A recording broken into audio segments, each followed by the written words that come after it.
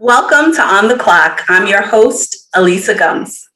This is part 2 of our 4-part series on equity, brought to you by Capital One. On the last episode, we talked about what local governments, large corporations, and small businesses can do to help underrepresented communities achieve equity. Today, we're focusing on the workplace and how Black executives are using their influence to drive change and help bring about a more equitable workforce. We've got 2 executives from Capital One who are going to share their professional experiences, especially over the last year, and their firsthand insight. Please welcome Celia Edwards-Karam, the Chief Audit Officer, and Mark Mathewson, the Senior Vice President of Retail Bank Technology. Thank you both for being here today. Thanks, Alyssa. It's great to be with you. Absolutely. Thanks for having us. So we hear that Capital One has officially named Juneteenth as a U.S. holiday. Celia, can you share why the company made that decision and what's been the internal conversation around it and the education about Juneteenth? It's a great question, Alyssa, and we're so excited about this new holiday that Capital One has introduced in recognizing the importance of Juneteenth and the significance it has for Black Americans. You know, I think Juneteenth is a bit of a complicated holiday, right? For people, the significance of it can be very different depending on their own perspectives.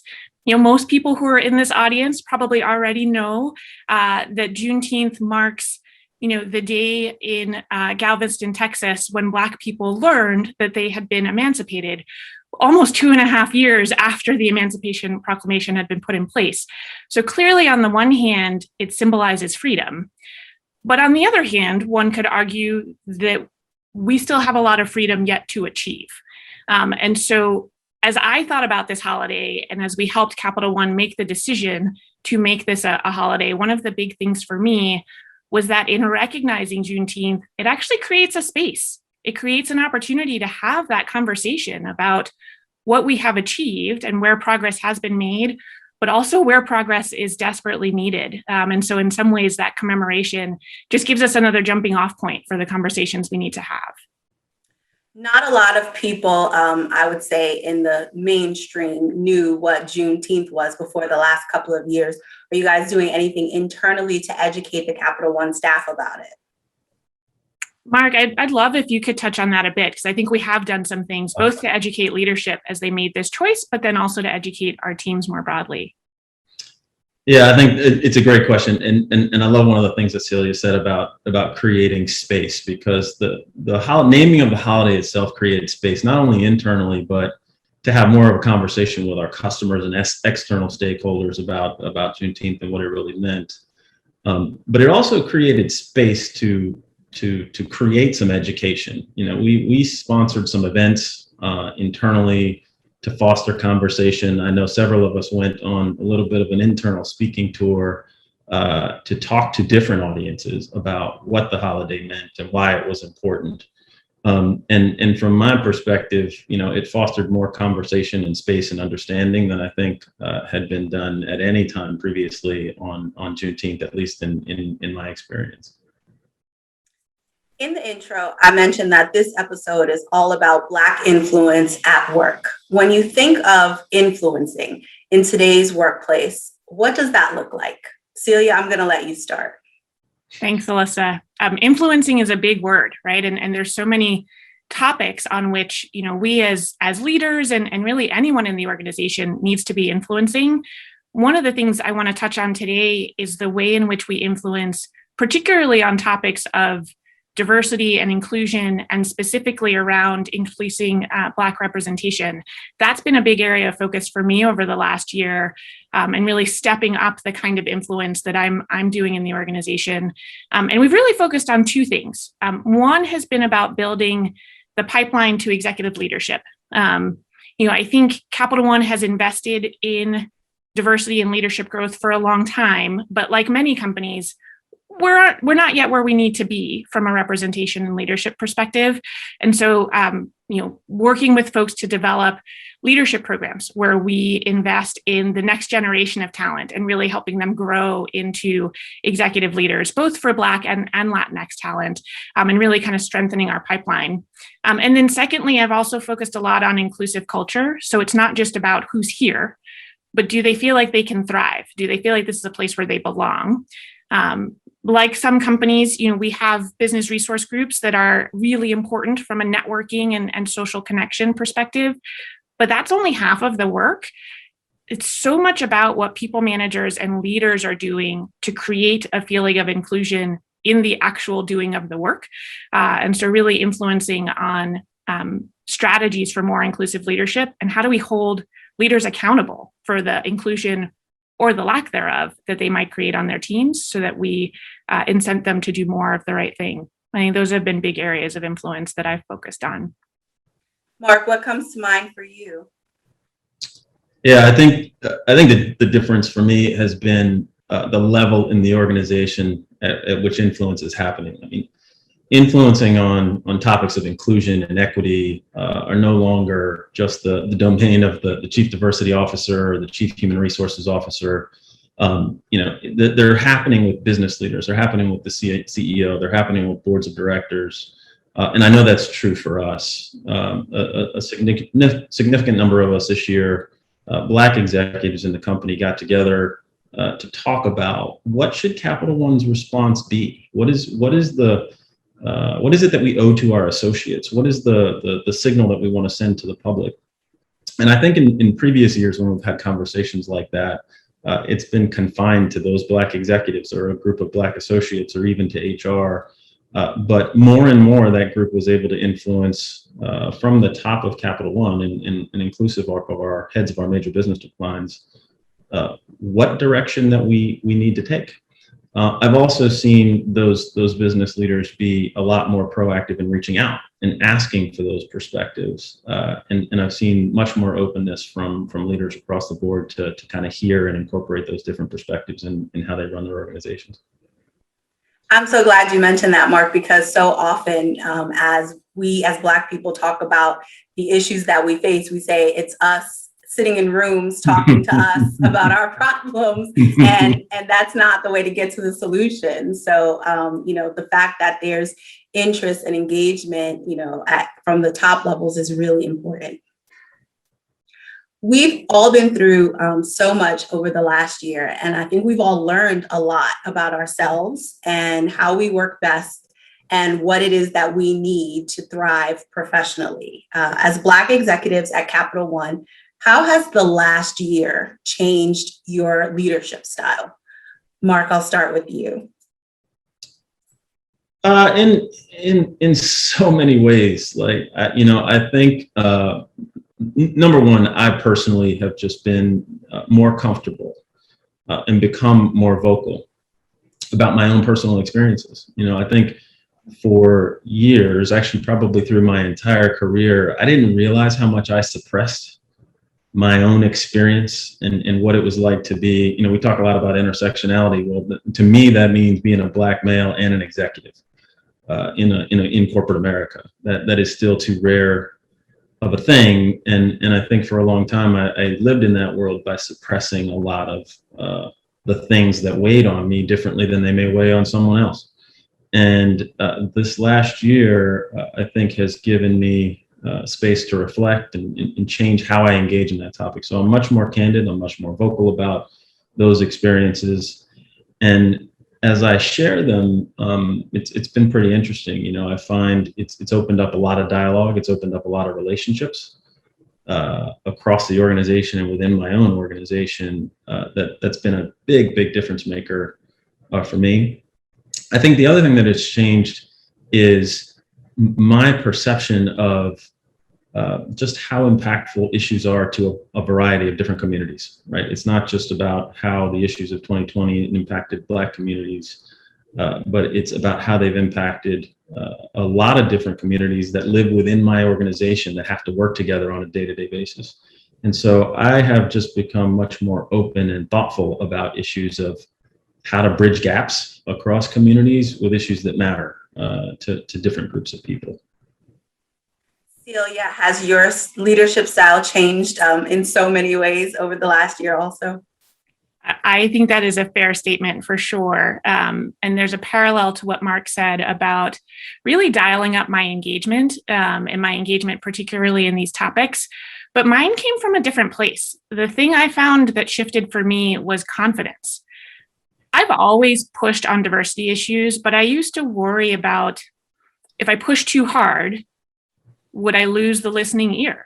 Right? Would I push so far that people stopped listening to me? And so that led me to be less direct. That led me to sometimes hold back on, the stark truth, if you will. And one of the things that's really changed this year is twofold. A, I think, as Mark noted, people are listening in a different way. But B, and maybe more importantly, I now feel a strong sense that waiting and going slow just can't be the answer, right? I think that's one of the things that I have really strongly taken away as an insight. But that also that the thing I feared, right, the repercussion that I feared is not likely to be anywhere near as severe as I thought it might be. And so there is value for the organization, there is value for me as a leader, there's value for the teams that I lead, in speaking my mind and helping people to think about, well, how might we do this differently so that more people have a space to be successful and thrive? And so I think that's been one kind of big shift for me. The other one that I would touch on, and Mark mentioned this a bit, is this idea of allyship in two big ways. I've become much more comfortable actually tapping my white male friends and colleagues and saying, hey, here's what we need you to do. Right? Here's the kinds of programs I need you to drive, or the investment in talent that I need you to make. Or for God's sakes, do I have to be the one to raise the diversity issue every time? Right? Could I just send you a text and say, hey, this is the moment to make the comment, and see if they will make it? And you know what? It's working, right? People get that if it's just coming from, the Black leaders in the room or the people of color in the room, we're not going to change anything, right? Those ideas need to come from all of us. And so that's definitely been a shift. And then the other thing I would touch on is that I was reminded of the power that I have to amplify the experiences of others. For example, as we as a community witnessed the increase in violence against Asian and Pacific Islanders, we started having a lot of conversation about that in Capital One. And there was just a space for me to bring voice and acknowledgement of that experience that then creates, partnership. It raises all boats, if you will. And again, I think I knew that was true, but I was reminded of just how powerful it can be. Mark, you were laughing in agreement when Celia talked about tapping on the white male allies. Did you have something you wanted to add there? Yeah, I think that's dead on. And look, I think that constituency more than others just has such an important role to play. And like I mentioned earlier, I've been impressed at how many have been interested and open to having those dialogues. One of the things that we did here, and we're still in the process of, is an executive education series that really goes through and takes each executive through a bunch of the history behind why we have challenges of systemic racism, systemic equity problems that are built into our society. And what I've just been really, really impressed with is a bunch of the white male colleagues that I've gone through. First of all, it's just been an eye opener, like a real eye opener and a point of learning. And it's created a space for more of that dialogue, for me to do similar things to what Celia said, is to kind of say, hey, this is the moment, or, hey, this is a conversation. Here's an article that may sit differently on you than it has in the past. And one of the ways that it may affect some of the people inside of your organization. And I think that's just such an important part of this conversation, and one that really, really resonates with me. Celia, you mentioned leading your team. In the midst of all of the racial tension of the past year, how have you both led your teams and supported your teams? And what's been your message to them? Celia? Yeah, I'm happy to start on this one. One of the things that I have tried to do is to be really open and honest with my team about what I'm experiencing, what I feel in some of these moments. And sometimes those feelings, they're incredibly complicated, right? It can range from anger and frustration and sadness, particularly as we were watching the deaths of several young, kind of high potential Black individuals and what felt like a bit of a repeat story, to also moments of hope and optimism because we're having the conversation and we're trying actively to drive change in a way that was different than before. But maybe the biggest thing I acknowledged was that I didn't always know the answer. I still don't know the answer. I'm not always clear on what the path is. These are complicated problems. And while I have lived Black experience, that doesn't mean that I know what all the answers are. And sometimes, as the leader of the team, just owning that I don't know all the answers, but I'm sure on the path with you, if we decide this is a problem we're all going to solve together. I found that to be really powerful. And in parallel to sort of acknowledge the emotional content of it, I think it created a sense of engagement and vulnerability that then allowed people on the team to be vulnerable in their own way and share how they were coming to this work and this issue. And that's been a pretty big change for me, kind of leadership wise. I think the other big thing I've tried to focus on is maybe a question of balance, right? This idea that we're not going to necessarily solve it all today, right? This is, as people say, this is a movement, not a moment. And I think that's very real. And so how do we help keep people focused on the work we need to do to make progress, but also the sort of other priorities we're pushing so that we don't alienate, right? Sort of if we devote all of the focus to sort of this opportunity and block everything out, it's going to be hard to sustain that. What I wanted to build is a sustained, leadership model and set of programs we were trying to push that can drive change. And I've been really excited about how that's come to life, really kind of living the movement, not moment aspect. They're not just complicated problems, but you mentioned some very complicated emotions: anger, sadness, frustration, vulnerability. They're things that most people tend to shy away from at work, all people, but especially Black people. It's sometimes very difficult for us to find ways to express those emotions or to make space for each other to. So what was that like for you? Well, it's so funny that you asked that question. One of the things I've been complimented on in my career over time is that I am incredibly even keel. When the proverbial crap hits the fan, I am not flying off the handle, right? Like I'm going to stay cool and collected and help us chart the way through. Now, the downside to that sort of even keelness is that I also don't show a ton of emotion, right? My sort of very happy place and my very upset place, they don't look that different.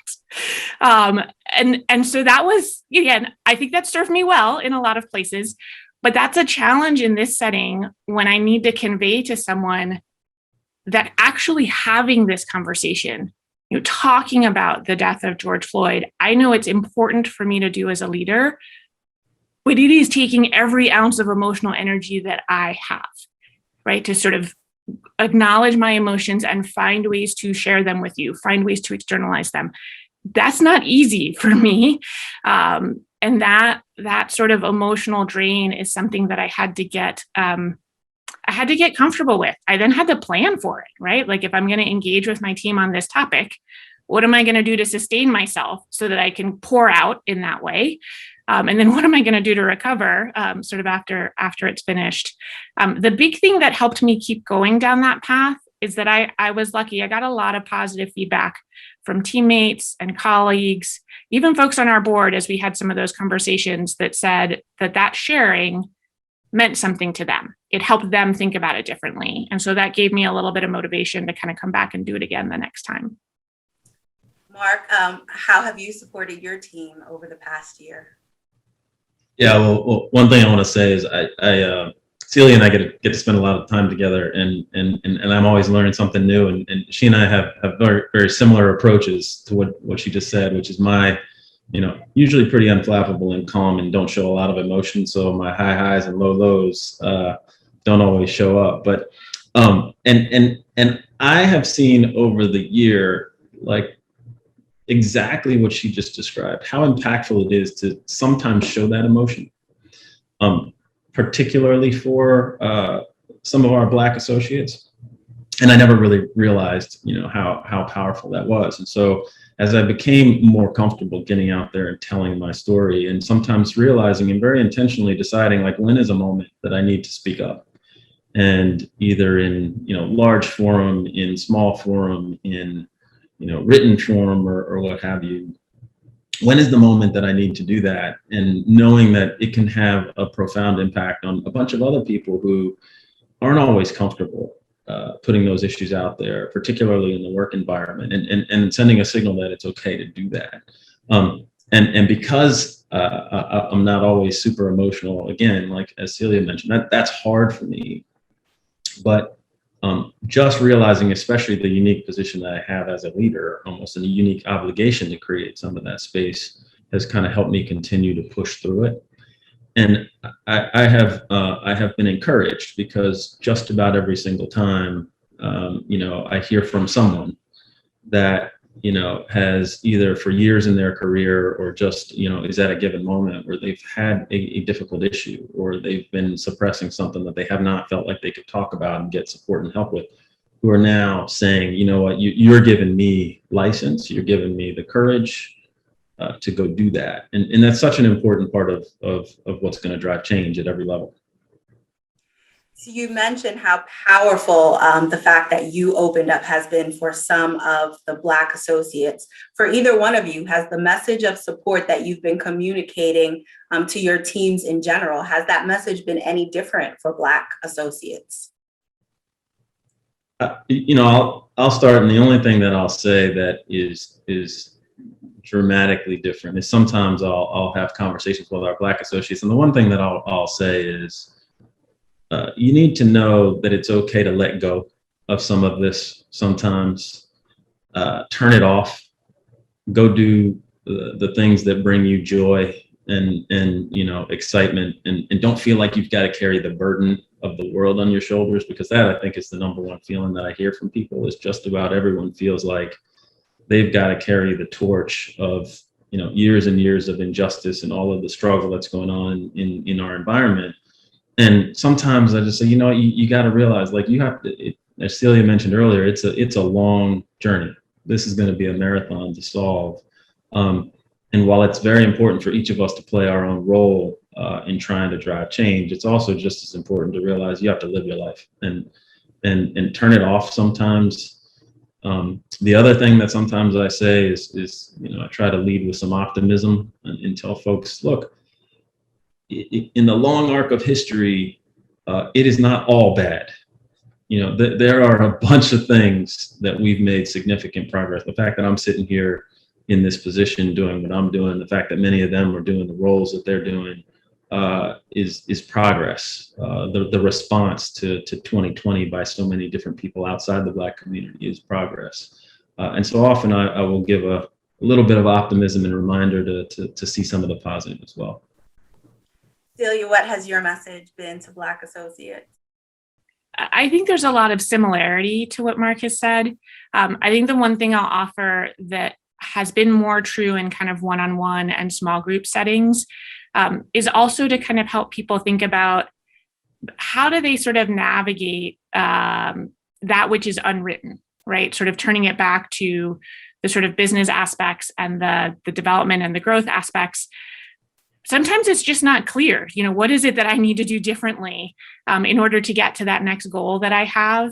And as Mark said, we both sit in positions where something has gone right over time, that we sit where we sit. And so using some of that time with them, investing in themselves and making clear that like that's not just okay, that's super important. And part of the message I want to have with them is helping to navigate those unwritten rules, at least as best as I have figured them out myself.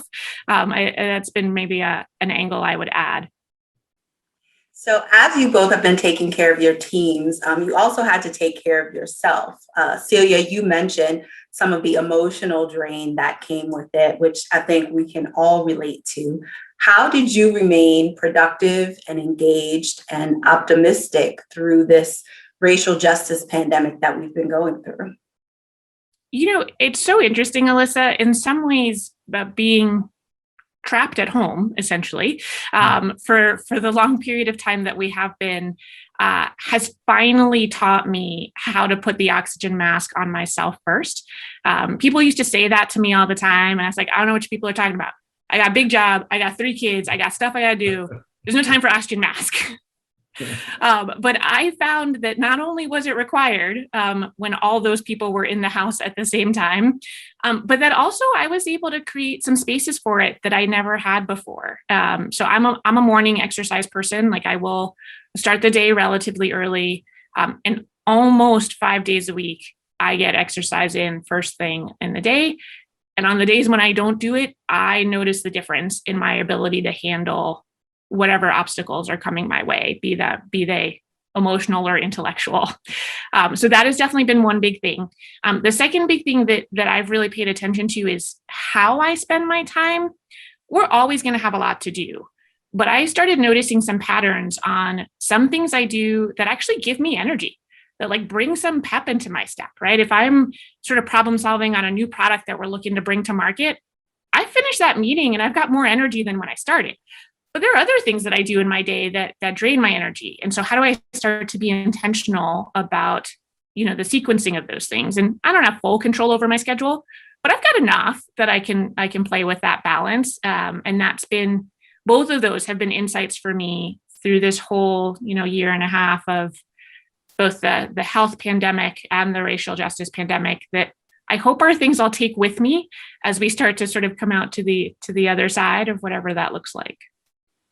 Mark, you mentioned that, you lead with optimism with your team, but everybody's got to find a place to renew their own optimism. How have you taken care of yourself over the past year so you could stay productive? Yeah, it has been a struggle, but I have found ways. One interesting way is in a strange sense, being able to do some of the work and bring voice to some of the issues, even inside of my day job, has given me renewed energy. I think the health pandemic, the racial justice pandemic, all brought challenges where we all kind of said, what can we do to help? Like, it feels like there's so much struggle and there's so little that we can do. And I found some energy in actually being able to use my role, to use my voice, to do some work to actually help some people.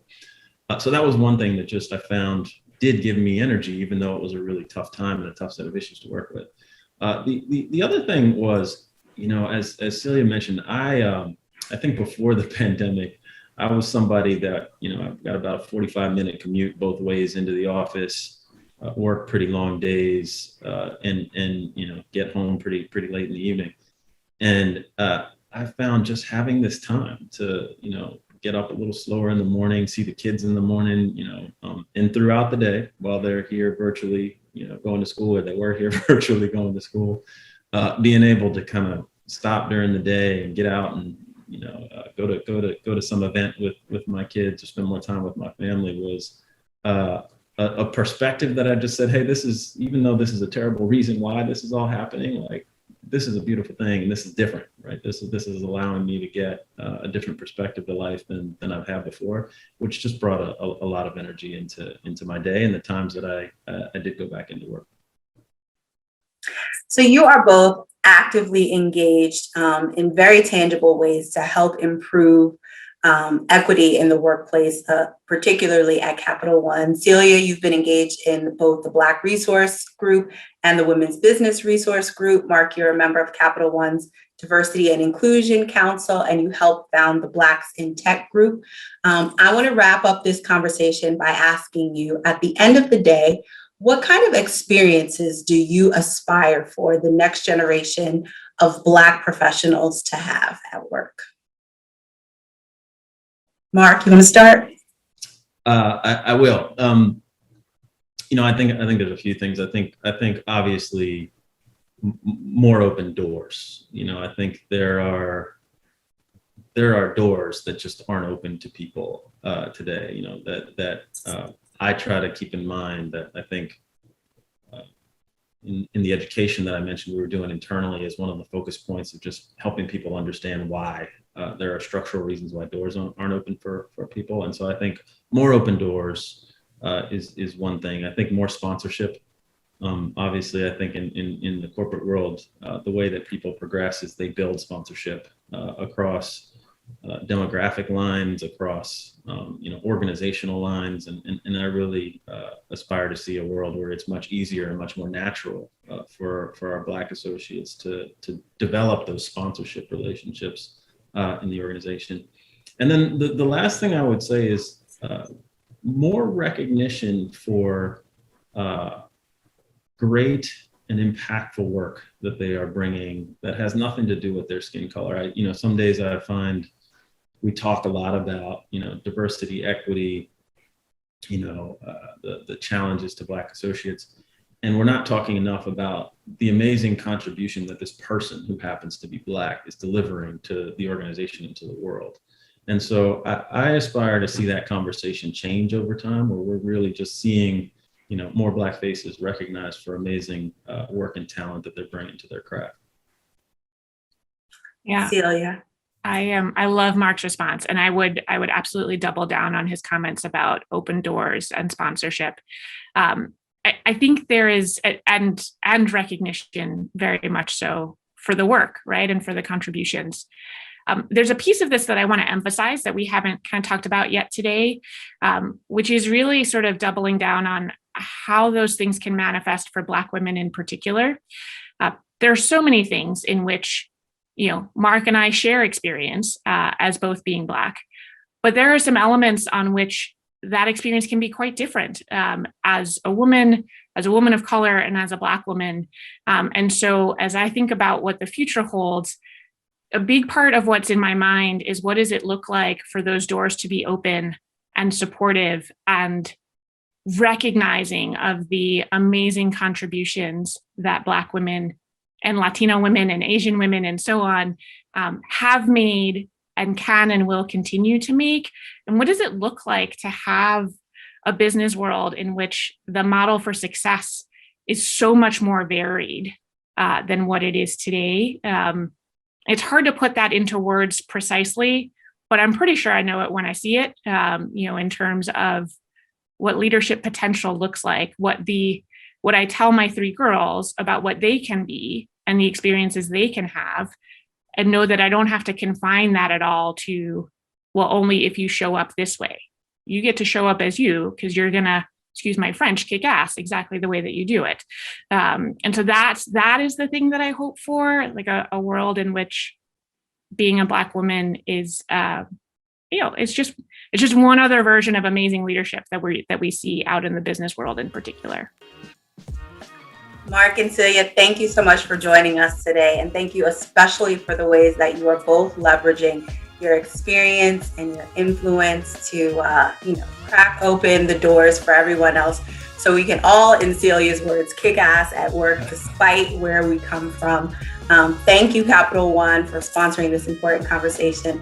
And thank you, everyone out there, for joining us on the Clock.